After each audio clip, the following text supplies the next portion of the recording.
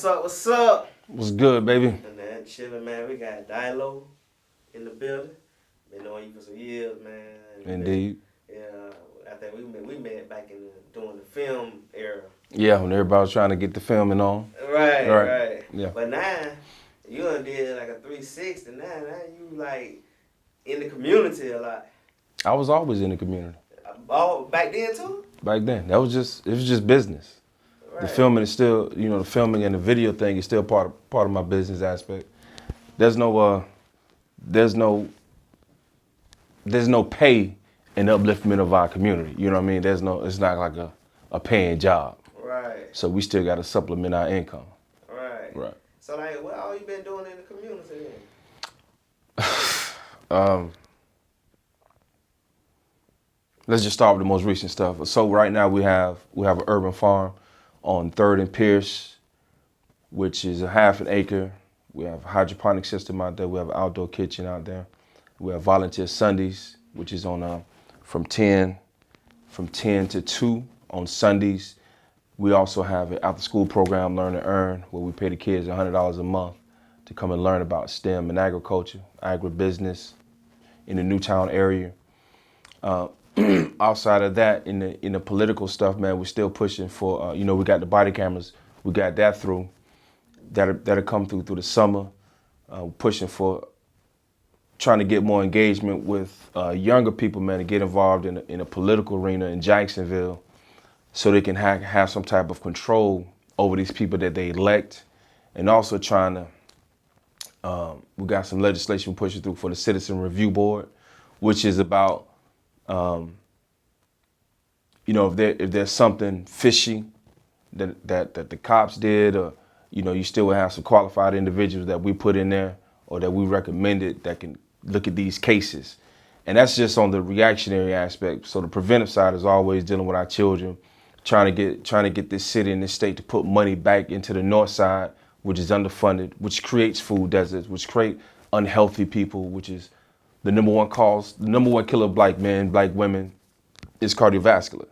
So it's a few stuff, some other stuff we're working on too. Yeah, you got a lot going on.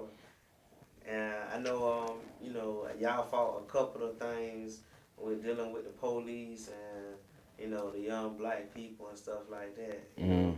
So I felt like that was a good movement, you know what I'm saying? Like, I ain't never seen that many people show up to something like that. Most people just be sitting home like, man, them niggas, we looking at other cities like, man, them niggas crazy, man. Right. They be doing all that. But they still out there fighting. Yeah, but with me, man, it's not about numbers. Cause see, you can have 1,000 soldiers and only 3 of them come back. You know what I mean? It's about the genuine attitude of the people that really want to see a change. And for the most part, like for example, when we did Ninth and Liberty, we held Ninth and Liberty down for months as a peaceful demonstration on that block in Springfield. That was after they killed Vernell Bean Jr. So my vice chairman, that was one of his partners. So we went in full-fledged. And, it was a combination of other things that happened in the city that we were on years before that.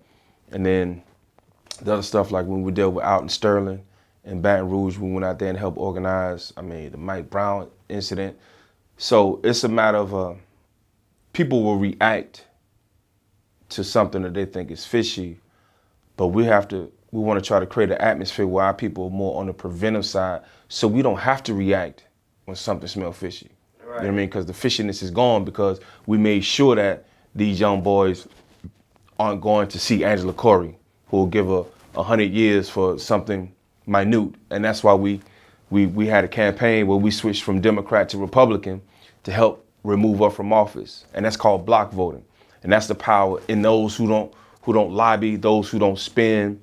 In those instances, see, voting didn't get us in this situation, and voting's not gonna get us out. But in certain instances, it's like a bullet in the chamber. It's one of those bullets that we can shoot out that can help eliminate some of the problems in our community. Just like youth crime, and I'm gonna just call it youth crime. When you got the 25 to 16-year-olds killing each other over a Facebook post, over some shoes, over a girl, over Molly, whatever it may be. Right. Those type of things, then we got to shoot at that to see what we can do to get people to understand, like, yo, man, when you doing this out in public, it look bad for everybody. Right. Not outside of destroying the family situation, but it looks bad because, in war, there's no business being done. Right. And then it's bad. And when you're warring, it's bad for business. And then when it's when it's on the north side of town, it's already been underdeveloped for over 65 years. When you got a consistent on the news, people that look like you and I, arrested, gunned down, robbing, you know what I mean? Okay. Nobody wants to move. They tell the Jaguars, don't go to the north side, even though most of them black Jaguars come from the projects. They tell them to come to the north side, like the whole north side is a project or some, you know what I mean? So this is in the case in the media where you have a few that makes it bad for the bunch. Right. And the truth is, nobody's gonna buy, when you go in to buy your apples and you see them brown spots on one apple in that bag, you're not gonna pick the bag up. Right. So one can spoil the bunch. You know what I mean? Right. And especially when you have the media. This is why your media platform is important, because, this type of coverage or stories or introduction of people normally wouldn't get out through the mainstream media in public. Right. And so, like, let's go back to the about the the youth doing all the stuff. Like, what do you feel like that can really help the youth out? Because there's a lot of things that's missing that we had back when we was young. Mm-hmm. Well, back when I was young, rather. And, like, kids 15 years old go get a job, you know what I'm saying? Mm-hmm. And, like, they had other activities they can do, like. Right. But it's not that no more. And, that's a sign of the economy. That's a sign of the national economy.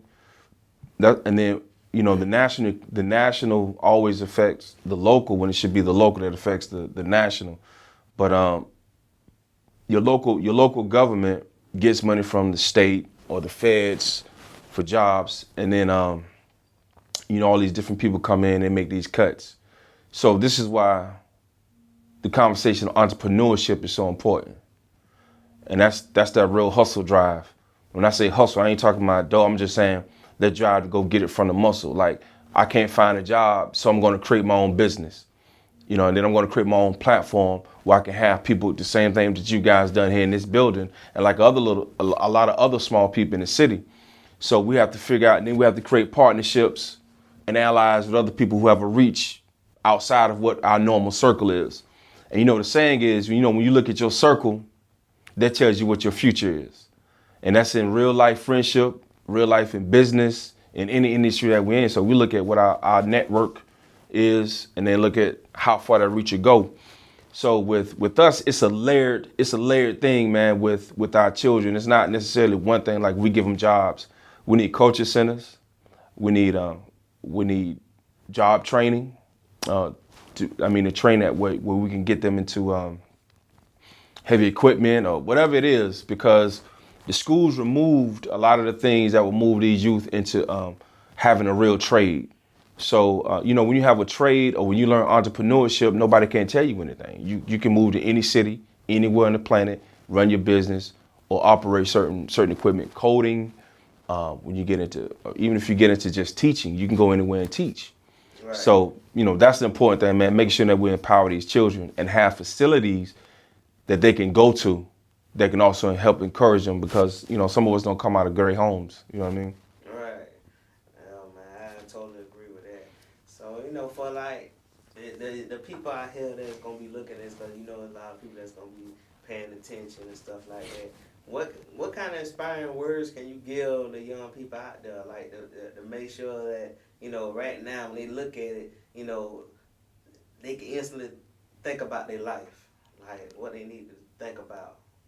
Well, I hope everything I've been saying was that. Right. But one thing is you have to do is a constant self-reflection. And self-reflection is thinking about the conversation I just had 30 minutes ago. Right. The people I was with an hour ago. Think about the long term. You have to focus on positive aspects. And then you have to look at yourself. When you reflect and think about, like, damn, all day I've been mad. All day I've been posting negative stuff. Then that says that there's a situation that you have to remove so that you focus on positive things. Focus because you want to live and you want to create a legacy for your family, for yourself, or you don't. But you just want to stay out of the cemetery, before you get there, you want to stay out of jail. You want to stay out of people's way, and you want to uplift humanity.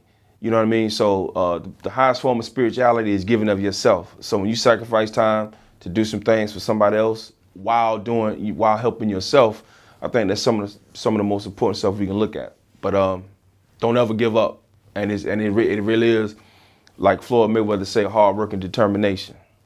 Right. Yeah. So for the people out there that's gonna be looking for you and probably want to reach out to you, what can they find you at? I mean, everybody's on Facebook. The whole plan is on Facebook. So Diallo Sekou, Diallo Sekou on Facebook. I'm on Instagram, Diallo Sekou. Same thing on Twitter. That's it, man. You can hit me up on any of them things anytime. And we also out there every Sunday on 3rd and Pierce at the farm. Okay. Well, man, I appreciate you for coming through. I always want to have a little something different and something to inspire other people. So, Appreciate you having me. Yeah, all right, man.